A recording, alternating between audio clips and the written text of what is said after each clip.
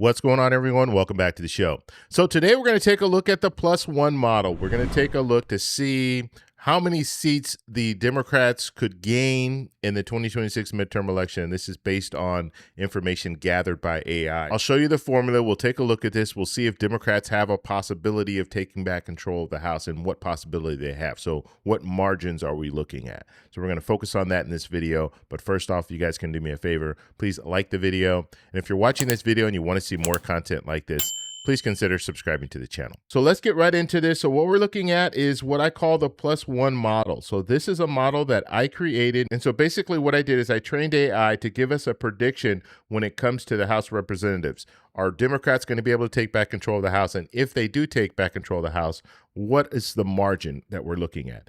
So let's take a look here. So we have, the first thing I want to take a look at is we have these 5 categories here. Okay, and this is historical data that we're using here. So we have 1, 2, 3, 4, and 5. Okay, now the first category we're looking at is the generic ballot. And so the generic ballot back in May was 8.1. Okay, and then it dropped down to 5.7. That was in, I believe, the middle of June. Now it's down to 4.9. Okay, and these are all pluses for Democrats. So you see it has dropped pretty drastically in just 1 month. Now, when it comes to the generic ballot is going to go up and down, up and down. It's not going to stay the same. So it's not going to be, just because it's now at 4.9%, just a couple of days ago was at 4.8%. And so it's going to fluctuate. It's going to go up and down just based on the polling. Okay, that's how they're getting this. So what we're looking at, we're looking at Real Clear Politics. It's an aggregate of polls. And so if a poll comes in showing the generic ballot at +10 for Democrats, that's one poll. Then you have another poll that comes out showing Democrats +2. So then it will, you average them in and it's going to drop those numbers down and it'll just move it all around. So I just want to make that clear when it comes to the generic ballot. This is something we're going to see a lot of movement in, and this does impact what we're looking at in this overall score. Okay, so that's the first thing. It's at 4.9%, which is still considered good. I think as long as it stays over about 3%, generic ballot stays over 3%, Democrats have a really good shot at taking back control of the House. Once it, as long as it stays over that. So right now it's at 4.9%. We'll have to see where it goes from there. Presidential job approval. Presidential job approval now is at 40%. I'll say 40.6%. Now we've seen it as high as 43, 44% in the recent months. We've seen it as low as 39%. So right now it's at 40.6%. When we're talking about the economy, GDP right now is 1.60. CPI, inflation is at 4.2. Unemployment is at 4.3. Okay. Looking at special elections, this won't change that much because there are not going to be too many more special elections right before November. But right now it's sitting at +4.5. Okay, so this benefits Democrats. And it's basically saying that when we start looking at the special elections, Democrats have won more special elections than Republicans. Democrats have even outperformed in some of these races that they lost. So because they're outperforming, we know that you have Democratic voters that are energized, or Democrats, independents, and maybe some Republicans that are energized to vote for a Democrat. Okay, seats at risk, right now that is +11. Now, when we look at seats at risk, what we're looking at is the Cook Political Report. And I've gone over this in previous videos, so I don't want to go over it today. But if you want to know more about how we're getting the seats at risk, take a look at some of my past videos about the Cook Political Report and how they show whether you have toss-ups, and I believe toss-ups right now are at 14 or 15 Republican toss-ups, and then you have like 4 Democratic toss-ups, which means that Democrats have an advantage because they have less seats that are at risk. They have less seats that are in that toss-up category, whereas Republicans have a lot more seats in that toss-up area, which means that they're more at risk of losing those seats. Okay, so now that we've done all of that, let's go ahead and take a look at the final number here. So the environment score right now is at 64. Now, remember, the environment score was a little bit higher the last time that I did this, and the time before that, it was even higher than that. But right now, it's at 64. So what that is telling us if we're looking at the realistic seat projections, and we are factoring in redistricting, okay, because I know people have asked me that, are you factoring in redistricting? Yes, we are. So if we looked at a contained wave, so if we looked at, we see Democrats have a surge, but it's not a real big surge. This is what we would be looking at before redistricting. Democrats would pick up between 10 and 17 seats.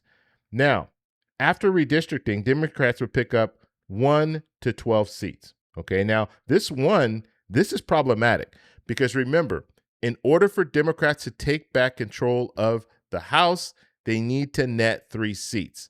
And so if they only pick up 1 seat, that means that Democrats will not take back control of the House. So this could be problematic if we're looking at the low end here in this contained wave. Now, if they get over the 3 seats, obviously they will take back control of the House, even with redistricting, okay?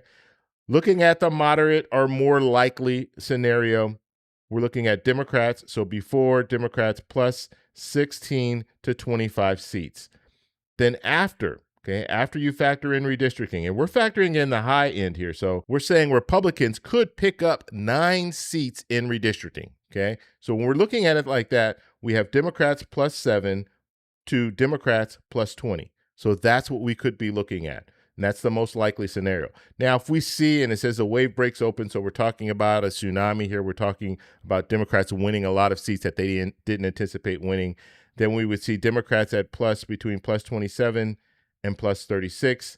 If we factor in redistricting, that's going to look like plus 18 to plus 31. And so the final takeaway, this is what AI is saying. It says the environment score is 64. Most realistic adjusted range would be Democrats plus 7 to plus 20 seats. The model still favors Democratic gains, but the national environment has softened from the prior updates. Okay, and we'll look at the prior updates here. So these are the prior updates. So we saw, this was the original one that we did, and this was back in May. It was 90. Okay, the environment score was 90. And then it went down to 72, and then it went down to 64. Now, remember what I said. We were talking about the congressional ballot. The congressional ballot was at, 8.1 for this study. And then we saw it at 5.7 for this study. And then we saw it at 4.9. So that's what we're looking at now, 4.9 for this study. So you see that congressional ballot is really impacting, because all of the other stuff that we're looking at, it's pretty much the same. Okay, it hasn't changed too much. But what has changed is that congressional ballot. So if we're watching that congressional ballot go down even lower, then that would get into the area where it could be problematic for Democrats, because they'll fall in an area where they won't be able to gain enough seats in order to take back control. So right now it's saying plus 7, that's the low end. The high end would be plus 20. And that goes along with what we've been talking about here. If you see Democrats or, the congressional ballot, if you see them around plus 3, plus 4, plus 3.5, you see them around those numbers, they should be able to still take back control of the House. But obviously, Democrats want that congressional ballot number. They want that to change even more, to go up even higher. And so we'll just have to see how that goes. And like I said, we're going to see different numbers. Next week, we're going to see different numbers when it comes to the congressional ballot. And just as I'm doing this video, we see the congressional ballot, the generic congressional vote has changed. So it's gone up from, it was at 4.9%. Now it's at plus 5.1%. Okay, so I'll do another video in the future. I've already done this video, but I'll do another video in the future and we'll show those new numbers. This will probably stay around for maybe a week. But I just wanted to show you, look, this changes very rapidly and it will continue to change. Now, if we go down, and this is what I was talking about here, what we're looking at, this is current. So we're seeing what's going on. And you see, and when it comes to Democrats, and I said this before, looking at the blue bar here, it's still rising.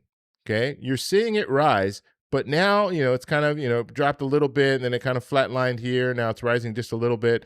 And if you look at the red bar at the bottom, you see they had a huge spike here.